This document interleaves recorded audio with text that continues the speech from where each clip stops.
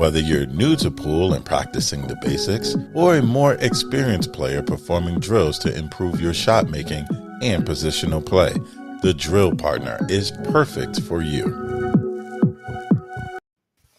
I tell you what, Melina Mike, I like that Drill Partner. I can't wait to get my table set up, which I haven't bought yet. But when I do, I'm going to get the Drill Partner, and I'm going to start doing drills, and everybody's in trouble. Everybody's got the 7. I hate to put you on tilt to start off the show, but what do you think I could tell you right now that's going to put you on tilt? Am I really blurry? Am I blurry? I'm going to be so... I went through... Okay, I'm out and I'm back in. Hold on. God, I'm so annoyed right now. This is killing me. Okay, hold on. You cleared up a little bit, but it's still... No, hold on. I'll be right back. Though. He's blurry, though. He's blurry, for sure. Welcome back, everyone. Evening edition. Joey just got in from soccer practice not too long ago. Hits me up. Let's do a show. I said, all right, let's do one. So it's been a little bit. I hope he changed the description. I hope it doesn't say Josh Filler up there like it does right now. Let me bring Joey in. Hold on a second. Joey, did you change the description by chance? I did.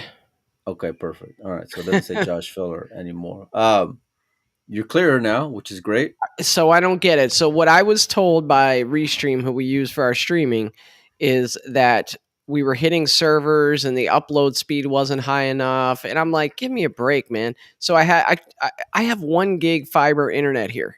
So I'm like, you guys are crazy. It's something with your system. So I got to go back to support. We got to talk to them. So anyway, it's good to be back, Mike. I took a little time off, went to Las Vegas over the weekend, had a big soccer tournament. One of my sons made the semifinals and lost. The other one won their whole bracket. So I was pretty excited about it. So, but I'm good. I'm glad to be back to talk about pool because there's a lot going on in the world.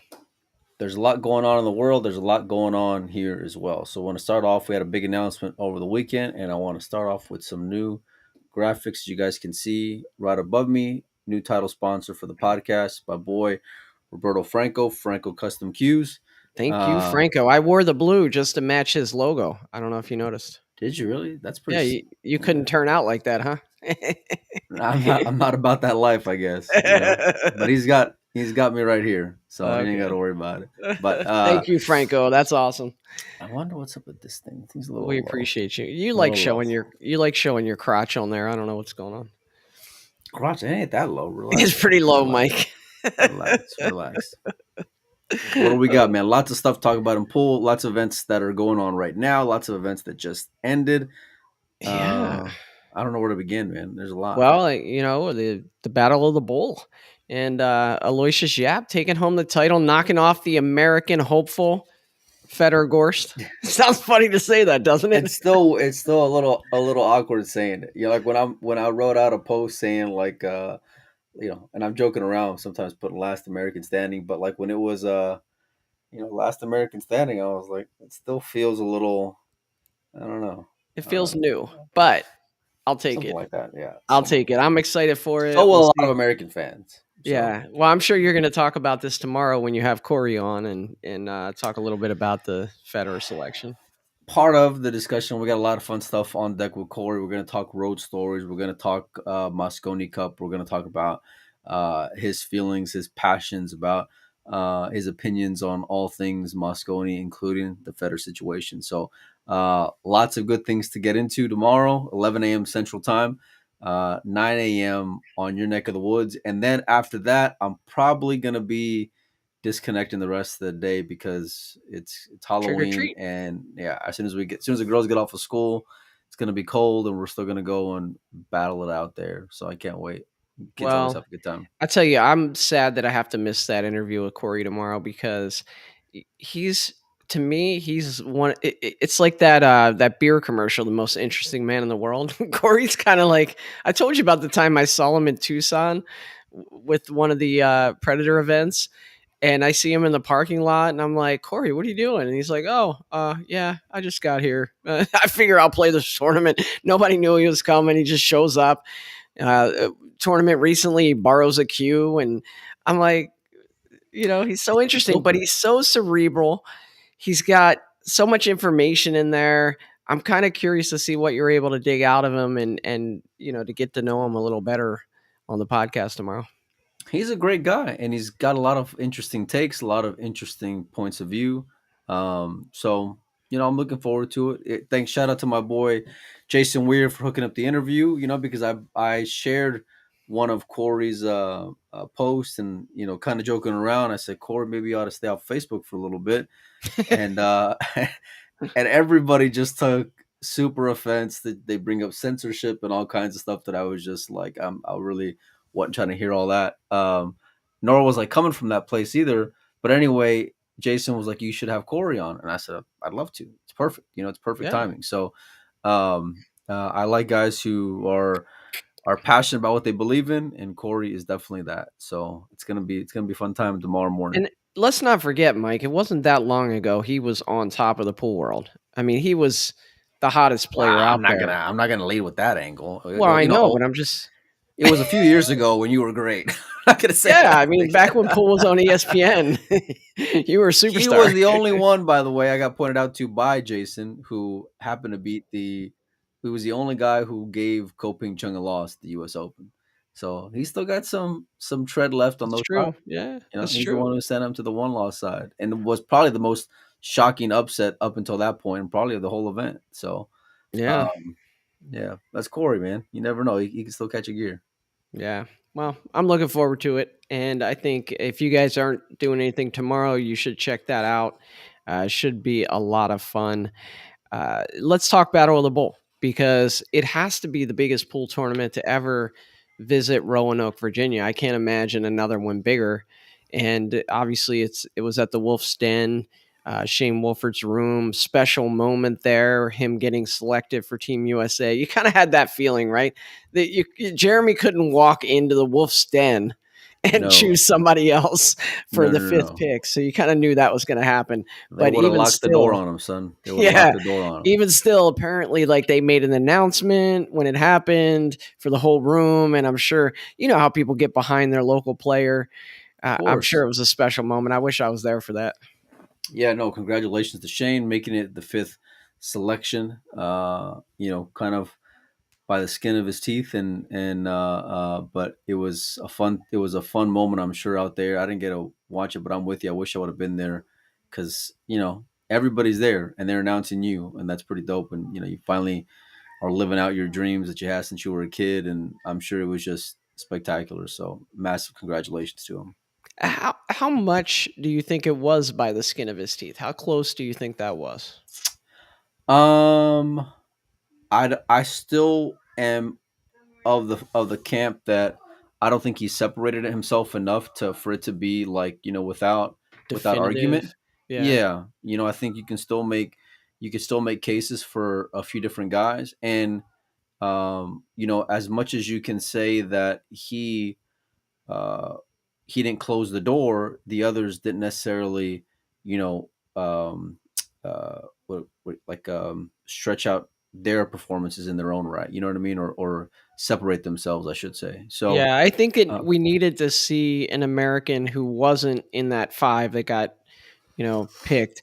We needed to see one of them like do something absolutely spectacular, and get to the semifinals of the U.S. Open or something like that. And it just didn't happen. So it was Shane's spot. Shane had traveled. He did miss a couple of those European stops, right? He missed the one in Spain and maybe one other one, which was surprising. And everybody right was after a win too in Sacramento. He just come off a win in Sacramento, and then he misses I think it was the European Open, like you're saying, or the Spanish Open, Joe. Yeah. So it left a little bit of doubt, I think, in people's minds. For sure. But I think he did enough, and I'm excited to see him out there competing. It's gonna be tough, I think enough is the operative word for sure. And that was, because he had already had points and performances in the last couple of years. Some people say he should have been on last year, but I think this is a strong enough group mentally, where if you're going to pick a guy as a wild card, as a rookie, these are the other four leaders that you want, going out there with them, because you got four guys who are pretty established and headstrong, seasoned. In general, Federer's not Mosconi seasoned, but he's an anchor for sure, without a doubt. Yeah, absolutely. Yeah, that'll be fun. But let's talk tournament. So Aloysius Yapp with the win. He's, I mean, slowly but surely creeping to the top of the heap in pool. He's capable of winning any event that he enters. Just curious to get your thoughts, Mike, on where you think he is in terms of the pecking order in professional pool right now. Well, I think following that U.S. Open loss to Carlo, I want to say maybe a couple of years ago, we all had him pretty high. We put him in that same kind of category as like Josh and those types of players, and I don't think he fit the bill. I think it was kind of a letdown for whatever reason. His game just didn't translate as far as the consistency that you would hope. But I mean, this year's been his year for sure. You think about the Michigan event that he tripled down on, and winning that, which is ridiculous in its own right. And if it wasn't for the epic of the most epic performances that you'll ever see on a TV table at a matchroom major by Koping Chung, 99 balls and Yap didn't have one. So 99 problems and yeah, Yap yeah. ain't one. Yap Yeah. is not one. So, and the one thing, and I've told the story before, but the best part about it is that I was filming some stuff with Shane at the How booth, and it was like, I forgot what it was. I think they were going to 11, I think it was. And it was like 8-0. And I said, Shane, let's go film some stuff over here. And he looks at the score. He's like, yeah, this is over with. So we go, we go. And as soon as we're done, maybe like 15 minutes later, I happen to look over and I said, okay, it's over. So we're going to go back inside. And so I walk up and it's Han, Sharik, and Yap. They're by the practice tables in the back. And I didn't know that he didn't make a ball at the time. I didn't know. So I walk up and I said, of course I knew the score line. I said, hey, how many balls did you make, man? And he says, and in his most epic Yap way, he smiles right from ear to ear. And he says, well, I made 9 before the match started. And then he does this like big belly laugh. And I was just cracking up. And then I found out that, of course, he didn't make a ball, but he was still in good spirits. He's an amazing talent. He's showing so much consistency lately, and that's the kind of performance that Koping Chung put on him, is the kind of performance you have to keep that guy away, because the other guy who he faced in the final at the Bull event in Roanoke is a guy who can dominate you and suffocate you himself in one Federer. So to have that win when Federer's hitting on all cylinders is just a credit to where Yap's game is right now, and it's up there, Joey. It's really up Yeah, there. I mean, after the run Federer went on when he had basically moved to the United States, it kind of is surprising anytime he doesn't win, right? So he loses a close match to Yap in the final, and you're like, what's wrong with Federer? Well, nothing's wrong with Federer. I mean, Yap's Yeah, no. certainly capable of winning that match, but it's just surprising sometimes because of how dominant Federer was at one time. But I like Yap's game a lot. I think there's a lot of upside to it. It's so funny because Nick De Leon, he lost to Yap. And when he posts online and he says, yeah, first time I ever played Yap and I lost to him. And then I thought back and I remember, do you remember when the US Open had qualifiers up in Vegas? I think it was 2018 or something. Well, Nick goes up there and wins a qualifier and he beats Aloysius Yapp to do it. Did he really? And I remember that. And I said, this wasn't the first time you played him. And he's like, oh yeah, good memory. I completely forgot about that. And it's so I'm surprised funny. that what the highlight of Nick's career. Well, I've it's heard so before. funny as a pool player. You remember the matches you lose so much more than the matches you win, right? If Molina Mike beats me, I'm like, that Molina Mike. But if I beat Molina Mike, you're just some chump I beat. So I guess Nick was viewing it like that. But obviously, That's a Yap's feather come a in the long cap, way since Joey. then. Yeah, no, it's true, and I mean he's having the type of run right now where we kind of thought his game would be at in the year following that loss to Carlo, because you look at him play the game, his execution, his decision making, like Jennifer Rabbit says in the chat, he's smooth. He doesn't take flyers on balls. Whatever he sets his mind on doing, he usually executes at a pretty high clip.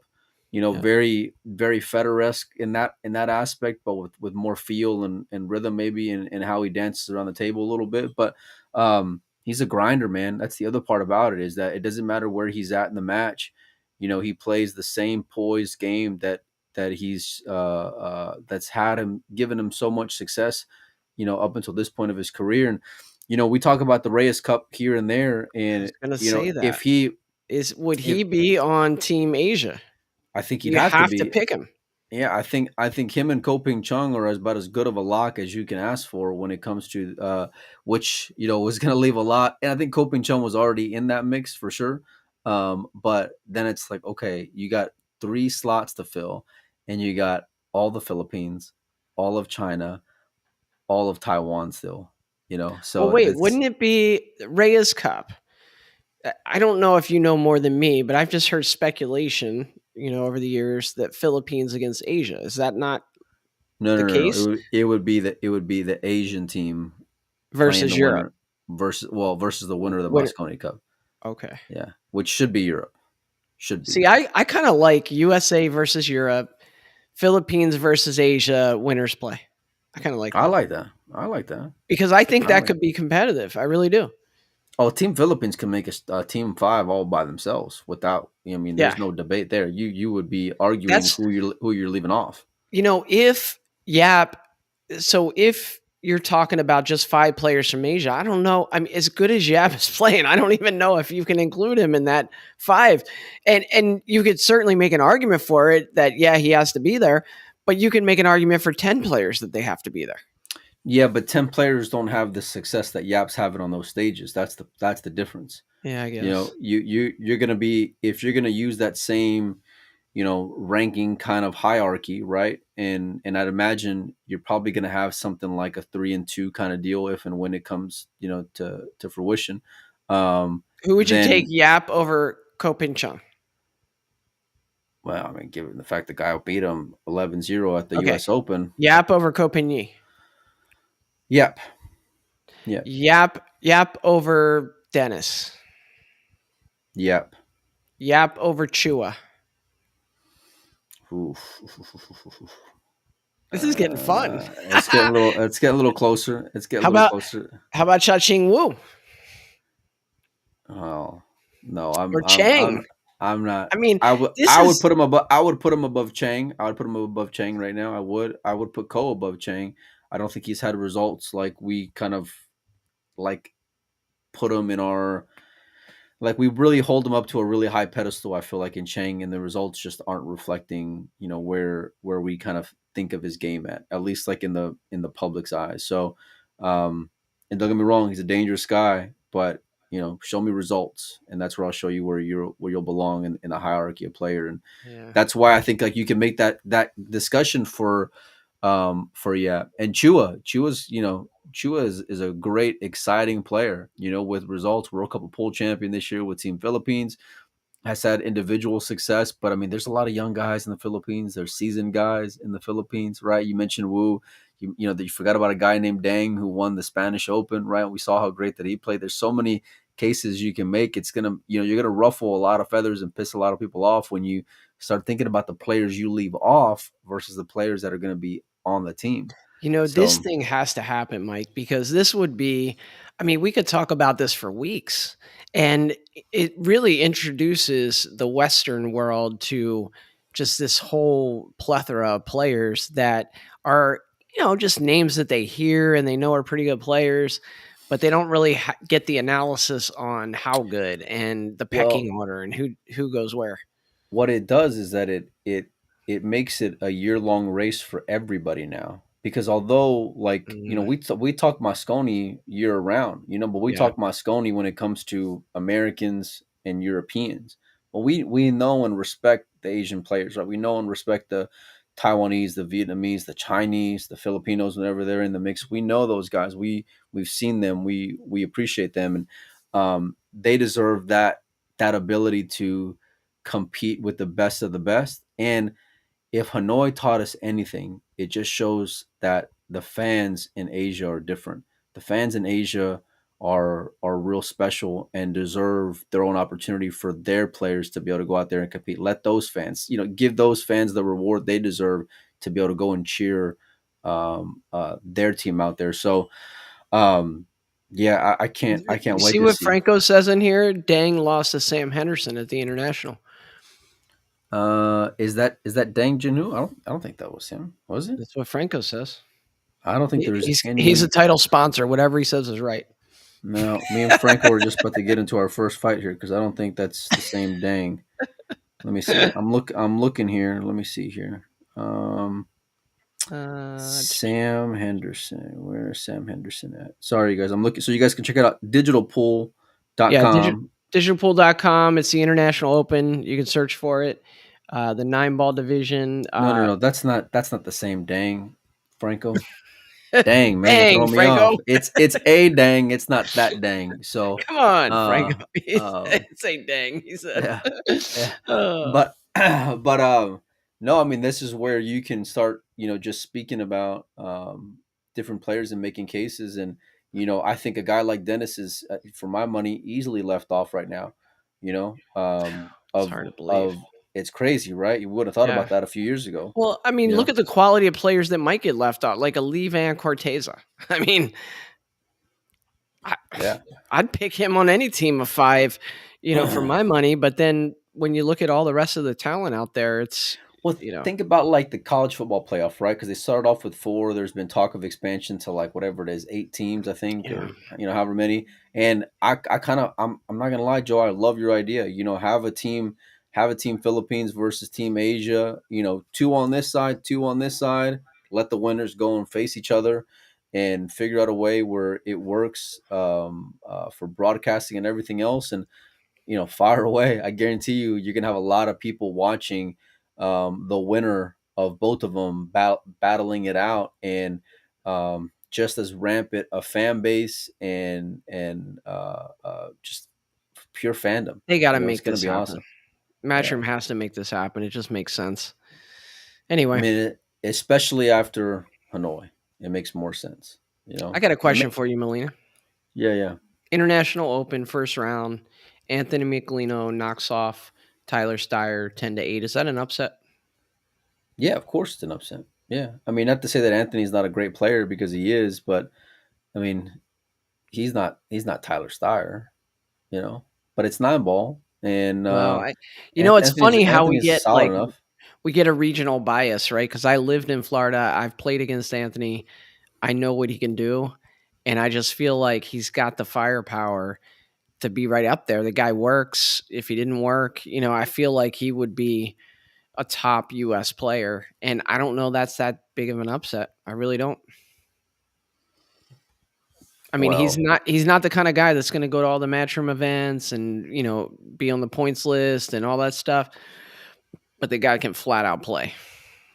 it's not to say that he can't play, but show me show me results by each player, right? Of what they've accomplished, and then you know this is the first time. How many times have we talked about Anthony Maglino at the international over the last few years? Because he's I, played it. I bet you he's won more tournaments than Tyler in his lifetime.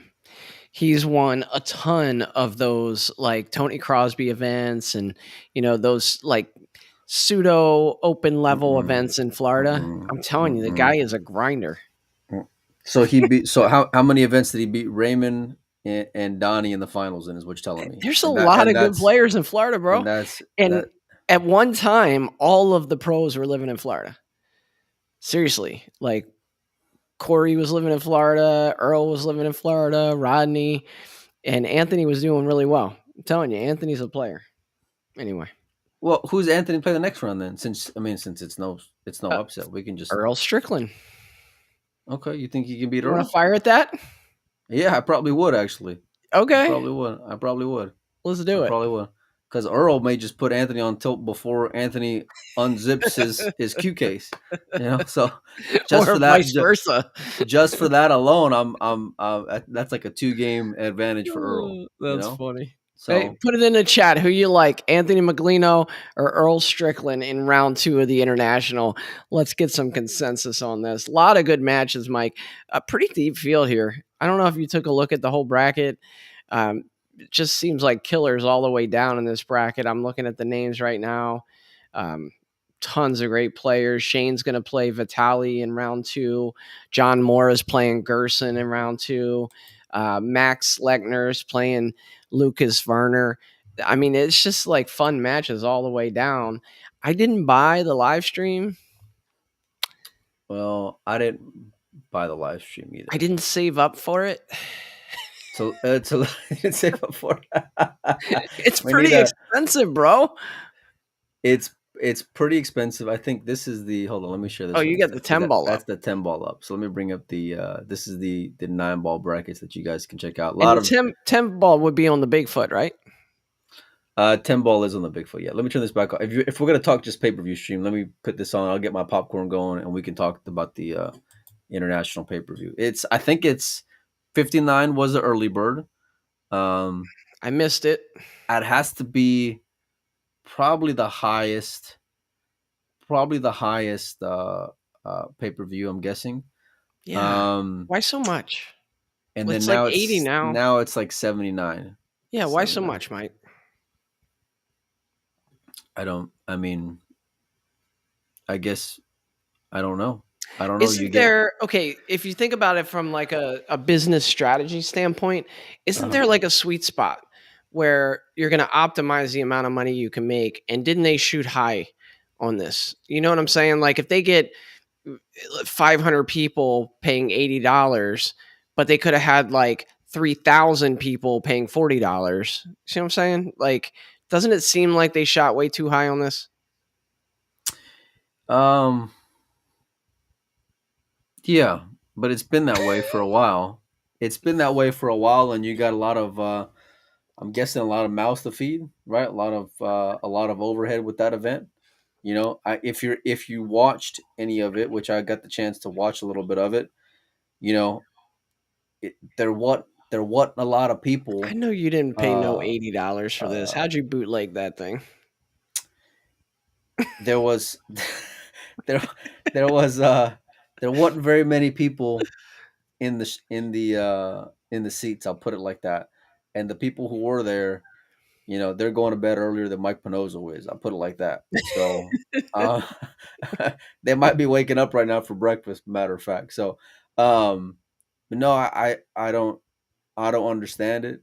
You know, I think that you probably got, whether it's Pat Fleming or people in his ears telling him it's a good idea or that it'll work or it's worked for so long. Like when I did tune in and watch it, it looked like I was watching something from like 98 is Really? what it looked like. Just did. How was the commentary? I mean, it looked like something out of 98. And it, you know, you got, I think when I tuned in, I heard Mark It looked Wilson. like one of your AccuStats DVD it or was, VHSs. it was Kim Davenport, I think, and Mark Wilson. And so, you know, I enjoy Mark's commentary now, but it's a little, there's not a lot of flavor in there, you know, and it just seems real par for the course of what you get. You know, I wish we'd have a guy Yeah.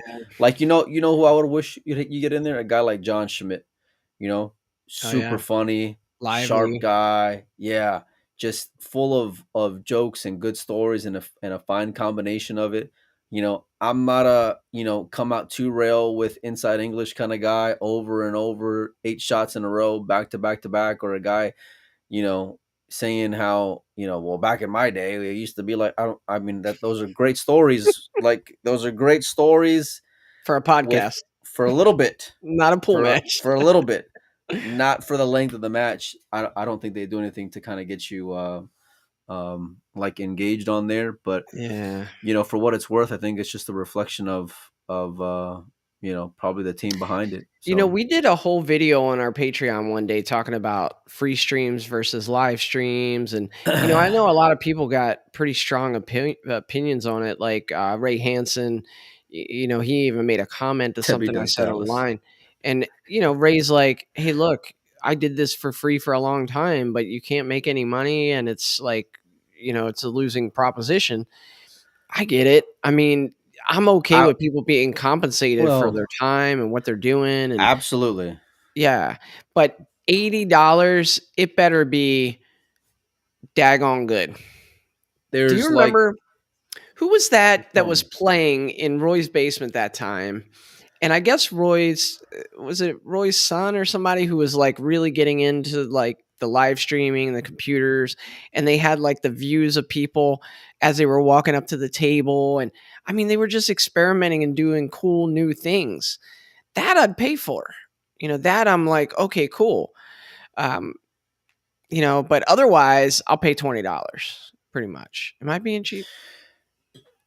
I mean, it may be a little bit, maybe a little nitty, you know. Okay. But you want to get value, whether it's perceived or just over the top value when you're watching something like this. It feels like you're watching something that's old, is what it feels like. I might just have to buy it just to see it.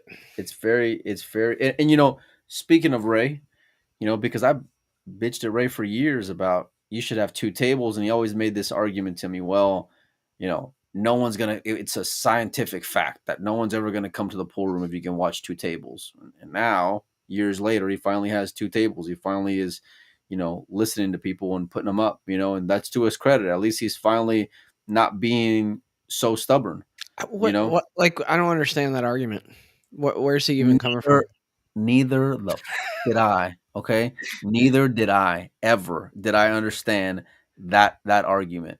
Like, relax, buddy. You're not putting on like the NFL type stuff where we want to sit in our couch instead. So if you make the event exciting enough, and it's not just a matter of flipping on a camera, then people are gonna be like, "Yo, I want to go down and check that out." But the way that pool has just been covered in general is not going to get people, to go and put in vacation time, book a flight, you know, especially around. Listen, it's the holidays tomorrow, you Yeah, know, like it's the holidays. I mean, and, it's important for people with kids, some so people. some people with kids, and so that's tough to get away from. You have to make it just that much better of an experience, I feel like, and I don't feel like you get that from them. Something reasonable probably would have been along the lines of, maybe in that, $45 range, but I'm sure Yeah, they have a really big nut to crack. When you got, some guys who are there who probably, I'm sure they do stuff.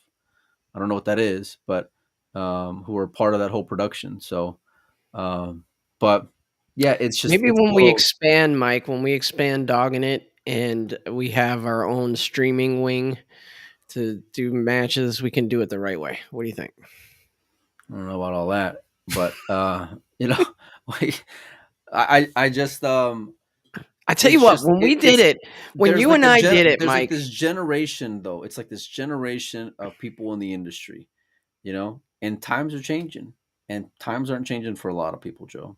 They When just you aren't. and I did it, Mike, and it was only for a short period of time, but I thought we did something that was super cool, right?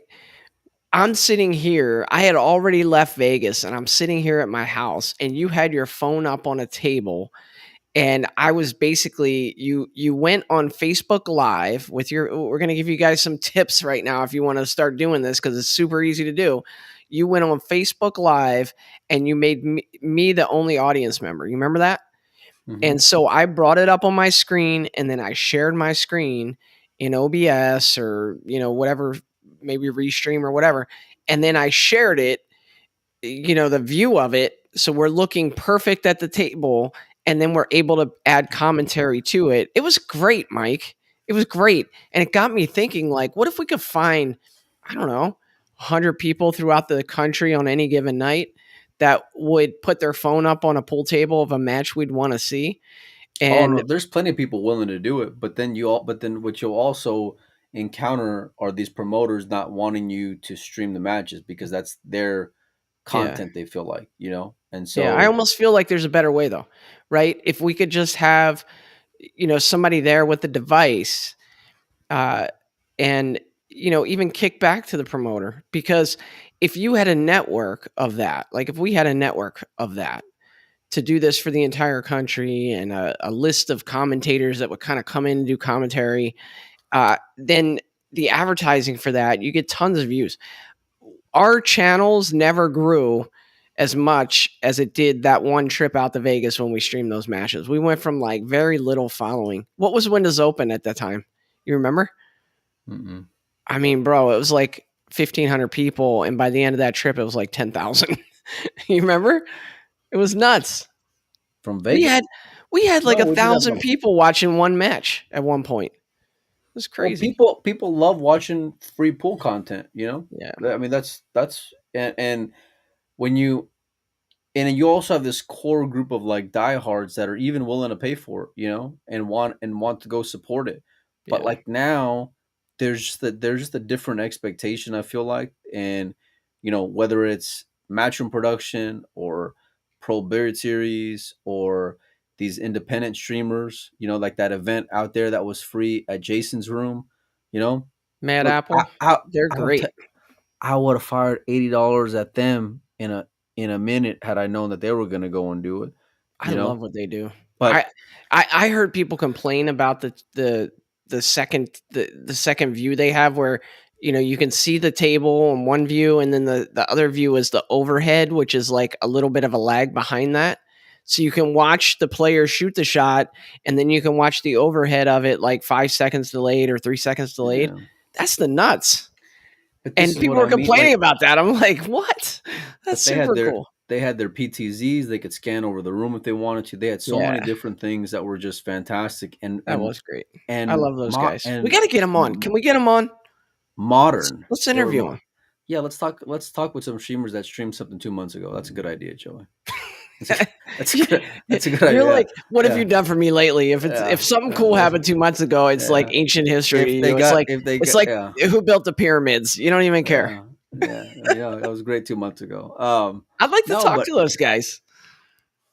look, we expect differently these days. Fans expect differently these days, and Yeah. whoever is in the ear of said promoter, you're doing that guy a disservice. And if you don't believe so, I got news for you, buddy. Because Yeah. and if I It's a listen, I'm not shame, because gonna. I'm telling you, there could have been, if that price point were lower, they could What's have a bigger what? quadrupled the amount of people who bought it. How many big events do we got here in the U.S.? A dozen? Name. Okay, I'll wait. Go ahead. I'll wait. You put me on the spot. I'll wait. I'll wait. Well, I What are the mean, big? Derby, Okay, international, which is a major, by the way. international. And by the way, a lot of those same guys who were putting on that the It's Derby the same City, thing. Yeah, it's yeah. the same antiquated group there. By the way, Yeah, and didn't Just it throwing like out there. fail at Derby City last year? Wasn't it a big old thing? Embarrassingly, miserably, Yeah, but I think it was the internet, which consistently. I'm gonna give him a pass on that, because let me tell you something. Without internet, you can't do jack. So, like, you get into a place. No, I've had it happen to me. no. Because because you know what you can do, Joe. You can put this up. That's what you can do. You know why? Because you just went on your soapbox talking about it, and now you don't want to give it there. It's the Was it? problem with those dinosaurs out there in the booth that Wasn't it? don't want to bend a little bit. Wasn't there a big problem with Ray's stream with one of the Dennis and Shane matches or something because of internet at the place? Ray never streamed Dennis for Shane. Or was Never. it, who was it? The I Omega? think Omega. Yeah, but there was a big problem with the internet at one of those Oklahoma bars where this thing happened. And it's like, without internet, I mean, you're in trouble. Even with phones, I mean, if you don't have a good connection, it's not good. Anyway. Well, look, if you buy the stream, let us know if you liked it. Because I don't think I'm paying $80 for that stream. I don't know. Yeah, no, I wouldn't. Yeah, it's not gonna be worth it. But I love the Bigfoot. I'm a big fan of the Bigfoot. We only get to watch it twice a talk year. about it. It's the best players on, not the best players on earth, but a lot of the best players on earth who are there. We had this argument last year too, by the way. Do you remember? Did we? About which one? Well, I About basically Bigfoot? said that the 10-foot table to this caliber of player makes no difference. Oh yeah, yeah. I don't. Yeah, I remember now that I'm And getting you on fought more. me on that. I'm getting on tilt thinking about what you said back then. I remember. Uh, I don't think uh, it makes a hill of beans difference when you're talking about the level of players that's in that event. you had a lot of. Listen. I didn't get to watch a whole lot, but what I did watch were a lot of misses. I think I saw during this most recent Naoki Oi Roland match. I think it was at 9-9. I think they had around 32 misses, like 16 each, somewhere around there. The no jump cues part, I love that as well. That's a big difference, especially when you think about a guy like Federer who's going to be playing tomorrow. Who, Mm-hmm. by the way, probably has the toughest draw out of anyone. Um, and so, yeah, I love that. I love that What's they're the doing that. reasoning for that? Old people don't like jump cues, Joe. Is that what it is? I, I don't know.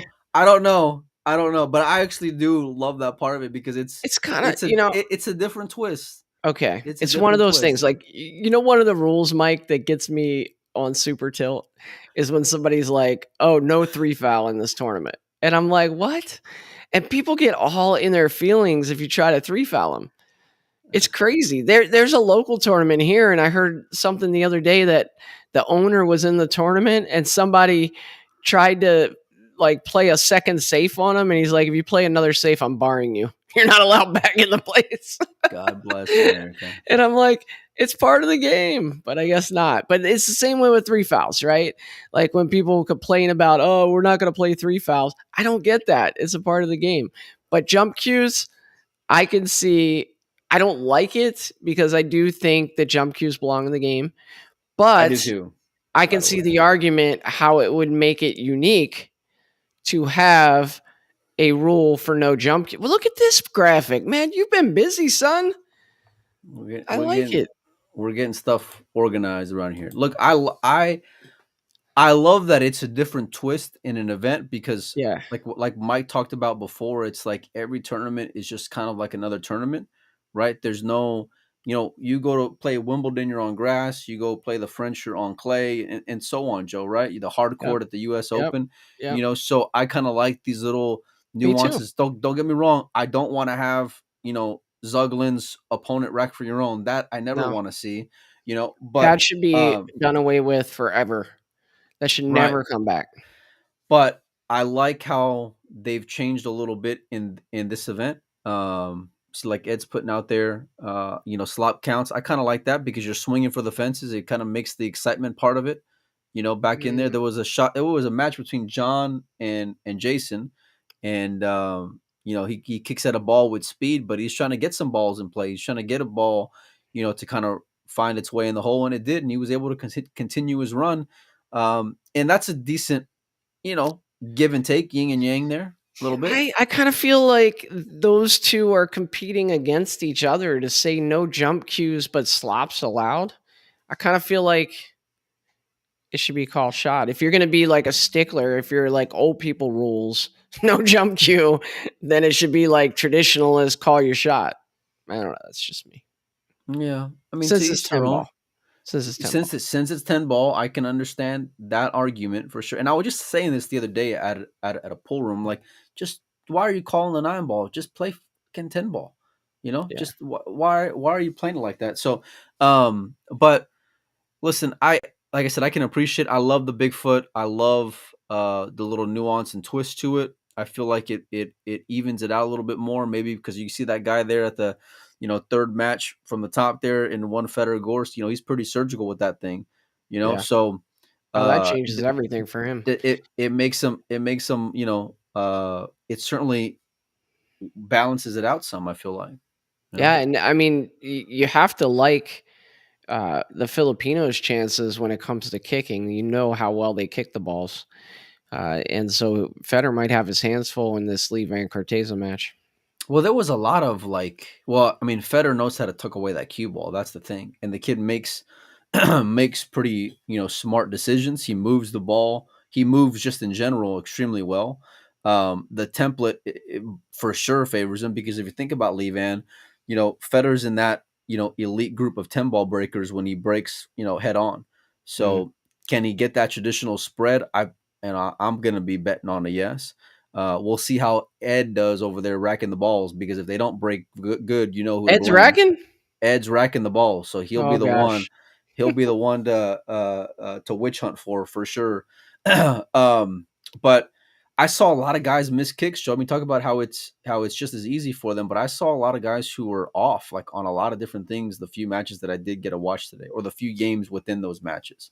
Yeah. So Well, I mean, I'm sure it's newer cloth. A lot of factors come into play there, but I don't know. I just feel like people make a big deal out of how hard it is pocketing balls on a 10-foot table.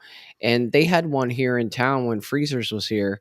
They had a Bigfoot. And one day I go in there and all the tables are rented out. And I rent that table out. And I promise you, Mike, I played on it for 20 minutes and I didn't realize it was a 10-foot table.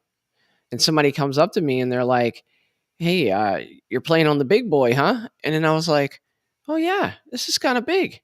And it's not saying I was drilling everything center of the pocket. I was dogging my normal shots, but it just didn't feel as big as you would think it would feel being 10 foot. I don't know. So yeah, yeah, I mean, maybe do it you comes see into get play more on kicks and positional shots, but you have so much room out there to maneuver the cue ball that maybe that makes up for some of that. I don't know. what I want to see? Throw some one pocket on that bad boy, right? Oh yeah, Throw we used to some. play. Yeah, we used to play a Banks ring game on that thing. That was fun. Well, I think they do that in Des Moines. I think on the Saturday night at Big Dogs, they'll play on the Banks ring game on the 10 footer. Oh I'm yeah, pretty by the sure. rail. Yeah, Yeah, but that's yeah. fun. Um, but I love the event. I've been to the International before. I wish they would have had the one pocket this year, because for me the one pocket adds that much more value to paying the $80. And really, last year I think you paid the $80 with the one pocket a part of it. So it's like, you know, What happened to the you're one pocket? I don't know. I'm not sure. Hmm. I'm not sure, to be honest. So maybe it was just like a scheduling thing, held everything up. I don't know, but I would have loved to see that back in there. Make it kind of like have that same feel of kind of like the Derby, I guess. Not as crazy as Derby, but like with that all around kind of aspect to it. Yeah, yeah. And so, but nevertheless, I mean, we get the 10 footer, we get the 9 ball, which will start to heat up. It's already playing right now, which is awesome. Got 16 players in the 10 foot, which will continue tomorrow, including the Levan and Feder match, which may be an upset, because we know Levan's playing well, just coming off of that second place finish at the 14.1. Which, by the way, kudos to and shout out to Mario He for winning that event. I think taking home, I want to say like 12 grand in the process. Um, He had tons of high runs too, I think. And the guy who puts that on, Mike, his name's Peter Burrows, lives in Maryland. Great guy. Um, I love Peter. He sends out like a newsletter every year about his family, keeps all the pool players updated and stuff. And he does a great job with that event. The one year that I played in it, it was called the Maryland Straight Pool at the time. It's now American. are you there, Joe? Did Joey's microphone just go out? Can you guys hear me, or can you hear Joey? Because I can't hear Joey. I can't hear you. Let me know in the chat if you guys can hear Joey or not.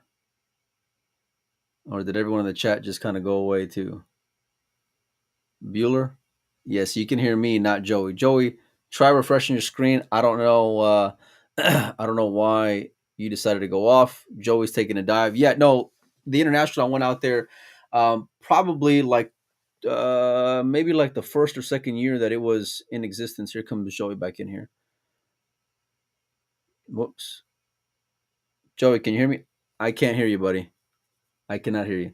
Check your audio settings.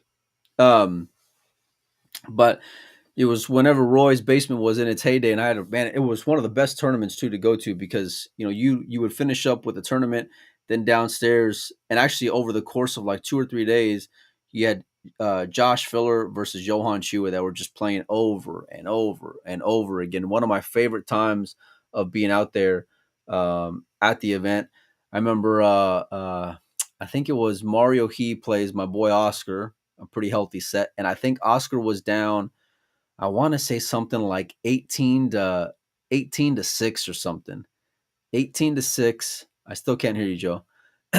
18 to 6 going to 21, and Oscar comes back and wins. So many good like action matches going on out there. I remember Carlo giving Frankie like the 6. I mean, just so many great things. Um, yeah, I don't know what the hell is going on with Joey. Maybe AccuStats pulled your plug, buddy. So um, as Joey goes and messes around over there. I don't know what the hell's going on. First day back, and Joey's already just dogging his brains out. But it's part of the fun. And the international will continue all week long. Tomorrow, I'll just bring back up the graphic and just kind of run through the matches as Joey just does something over there. So as you guys can see, Roland takes down Oi in a pretty epic hill match. It went back and forth. I think Roland stole the lead at around 9-8 after being down most of the match. At the end, it was like a 6-8 that were locked up, and they were on the 2-ball or the 3-ball, and Oi goes for the combo, leaves the ball hanging in the hole, leaves the 10 hanging in the hole because the other balls were tied up, and then Roland just makes a little carom shot to win the match, and it was pretty anticlimactic but pretty exciting earlier on in there as well. Shane makes quick work of SVB. Shane makes quick work of Mika 10-4. Tomorrow's matchup, Levan versus Federer. Man, look, I know Federer's dominating. I know Federer's a monster. I know Federer can just, destroy any and everyone. But this is going to be a really tough out, and it is not going to get any easier. And if you think about certain sections that are, maybe more favorable versus others, let's see if Joey's back. Are you back, Joe? Testing. I think Zach Goldsmith got me. Oh yeah, no, Zach. Yeah, Zach for sure got you, donkey. Federer, even if he does survive Levan, it's not going to get any easier because he's going to have to go face Yapp, who's coming off a 10-8 win over Roberto. If Federer comes out and wins this event, and I know he's the defending champion, but if he comes through this side in order to do so, man, it that's going to be something you remember because these are a tough area to squeak your way through here, Joe. Yeah. I mean, and I'd like to see either Federer or Shane make it out of here. We're in Mosconi season. We want to see those guys firing all cylinders. I know 10-ball, Bigfoot, completely different game than, Matchroom, Mosconi Cup, races to 5. But still, I'd like to see those two guys in good form. I'd like to see them play. They're in match 13. And, one of them make it to the final. Obviously, if they play there, Mike, in match 13, one of them will make the final. clearly, but I don't think it's a foregone conclusion. I mean, you gotta like Shane to get out of Roland, but Federer is it's so brutal. I mean, that first match, the second match, and then it's not gonna get any easier because if Shane were to win, then it's like you go from Levan to Yap, and then you got to face Shane. I mean, Jesus Christ, that's tough action. Last year, the guy just took apart the whole European Mosconi Cup team one by one in the most beautiful display, especially given how he had just gotten snubbed right before the announcement. So, yeah, I mean, looking at this half of the bracket, it's kind of interesting too, and it could be a Final Four of a Mosconi type of scenario with Jason and Josh here in the bottom side and Federer and Shane in the top side. That would be kind of interesting to see. You got to like Jason. If your thoughts are correct about the 10-foot table being more of a challenge for shot making, nobody's a better shot maker than Jason Shaw. So you got to like him to get through this match with Chang. I don't know about that, buddy. You got Josh Filler down there at the bottom. Well, that's the only one I think you would say possibly is a better shot maker. And that might actually be a pick'em. And so you got Filler down the bottom, and I like him to advance through those two matches there, first against Pagulayan, and then likely against Mario He. Mario He coming off that straight pool victory. So he's playing well. Few guys that have had Josh's number, ironically enough, one of them is Alex. I don't know why. The other one is Darren before Darren's heart attack. Certain guys that just had Josh's number, and I think this may be, maybe in that, maybe like, 10-7, 10-8 kind of range, because Alex moves the ball very well, and if Josh isn't known to have a big traditional 10-ball break in general, so where I feel like that moving maybe become more of a premium. Obviously, you know how great that Alex kicks at balls. So I think that match in particular may be closer than expected. The Mario Heave versus Conrad, I know there was a little bit of drama because Conrad takes the spot of FSR, who misses the event due to just having surgery following the kidney stones prior to the Yeah, U.S. what do you Open. know about that? Is that related to the kidney stones? What do you know about it? Yeah, it is. I messaged Fran whenever I heard about him missing the event, and he just, it didn't. Things weren't healing the way that it was supposed to, so he went in for another opinion. He wasn't, feeling the most comfortable. If you've ever Mm, had kidney stones, you know what I'm talking about. And so he decided to pull up for the event. Hopefully, he seems like everything's getting better now, which is great because this is the month before the Mosconi Cup, so people are going to be watching. But more importantly, we just wish him good health. yeah. So No kidney stones for me, but I did lose a gallbladder in Wichita, Kansas one time. I don't know about if you oh, knew about tell that to your grandkids. that. Um, but Conrad replacing Mario, I was kind of surprised because I had heard Tyler was on the list or on the short list of guys who were waiting for a spot. So when FSR pulled up, I was under the impression it was going to Tyler. Conrad takes it, but when I started thinking about it, Conrad did really well at the Derby on the 10-footer, Yeah, like he did, right? He upset a surprisingly couple well. people, yeah. He did, yeah, like matches where you didn't think, and I think I want to say, and I don't remember who he beat, but I know he upset some players without looking at the bracket. But in hindsight, I think the Conrad is a pretty good fit, but we know Mario is hitting the ball really well, obviously coming off of that 14.1 victory. And yeah, so we will see. I think that while it's Josh's area down there at the bottom to come out from, I don't think it's as easy as you would expect. It's not like the, no disrespect to Roland, but it's not the SVB bracket, Yeah. that he's facing. So, Well, we know but Conrad's been a different player since he played me out in Vegas that time and beat me in straight sets. It's like it just propelled him to new levels. I mean, that was the thing that, really pushed him to the brink, of just, 4-0, I think I won a game, he didn't had I? never felt heat like that before. So when he knew Uh, when he knew Red was coming and he heard these stories about the Super Billiards Expo, he knew he was in for the fight of his life. No, but we hope to see. Listen, down here at the bottom, up top, we want to see SPB and Federer. That's who the fans want to see. That's who I want to see. Down mhm. below, I want to see Jason and Josh play. That's who I want Yep. to see, and I think that's majority of the fans are going to want to see this as well. The only Um, thing better, Mike, would have been if the brackets were staggered, so it was like Shane versus Filler and Jason versus Federer. well, You know what I mean? if It's like, there's a potential, if somehow, some way, Jason wins the next two matches and Federer wins his matches, then yeah, all that trash talking and chirping and back and that'd forth, be interesting. it'd be really cool to see a Federer versus Jason, especially Jason calling him given, snakes online. It's calling him a snake. yeah. So lots of little talking points there that I'm looking forward to, and we're going to be following it. I don't know that it's $80 worth, but it's worth watching. Race to 10. It's a good healthy race, alternate break. So, uh, and world class players. So, Yeah. and if you need a nap, just turn the volume up. That's it. Yeah, that's all I'm gonna say. Mike, that's not right. I'm just saying. So, Hey, um, real quick, just a buddy of mine shot me this note, Mike, and I just want to make sure people know about this. Coming up November 6th through the 9th is the U.S. Open One Pocket at Griff's. It's going to be that's right. races to 4 and 3, double elimination, $330 entry, field of 64 players limited there.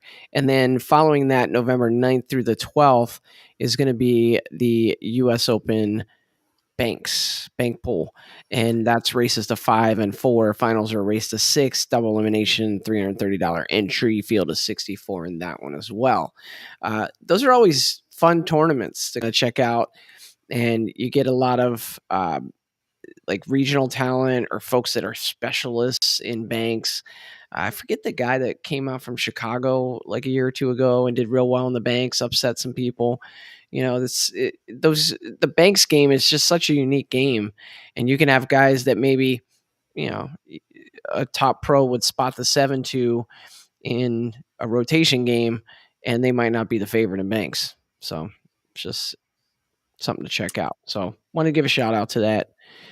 Check it out. I just drove by Griff's this weekend, Mike, because I was driving back from the soccer tournament, and I came down to Cater, and I was like, "This is where Griff's is." So I had to keep going. I could have got on the freeway, but I was like, "I'm going to keep going so I can show my family where Griff's is." And I'm like, when I go to Vegas and I hang out at Griff's, this is Griff's. This is the place. Yeah. Yeah. No, a must stop if you're ever in the town for sure. I had a buddy of mine local who was going to be going out to sweat it. So hopefully they got a world class field there. Yeah. We'll see. Yeah. Hopefully it'll be good. Yeah. So we got the 9-ball. I guess, Mike, we'll probably come back tomorrow evening, or I don't have any plans to not be coming back and updating the 9-ball and the 10-ball, and what's going on at the international, and anything else going on in the pool world. And obviously, I'm going to watch the Corey interview, even though I can't be on there. But guys, tune in tomorrow. It's going to be at 11 Central. Corey Deuel will be on with Melina Mike, and it should be a lot of fun. Yeah, we appreciate all you guys for hanging out and stopping by with us. Hit the like, hit the share button. Get this out to all your friends who may be interested in all things pool. We got a lot more stuff coming up over the next week, days, month. Who knows? So we got big plans. We had a staff meeting today. They don't know this, but we had a staff meeting, guys. We're going to start doing some big things. We ironed it out, and we're two driven individuals. But we want to give a special shout out to all these people down here at the bottom. They're all great friends of the show personally, and we appreciate them for their support throughout here. Also, shout out to my boy Franco, new title sponsor of the show as well. So thanks everybody for hanging out with us. We appreciate all you guys, even though it was kind of late and impromptu. We made it, and we couldn't do it without you guys. So we'll see you guys tomorrow night, tomorrow during the day for me. And thanks for hanging out, everybody.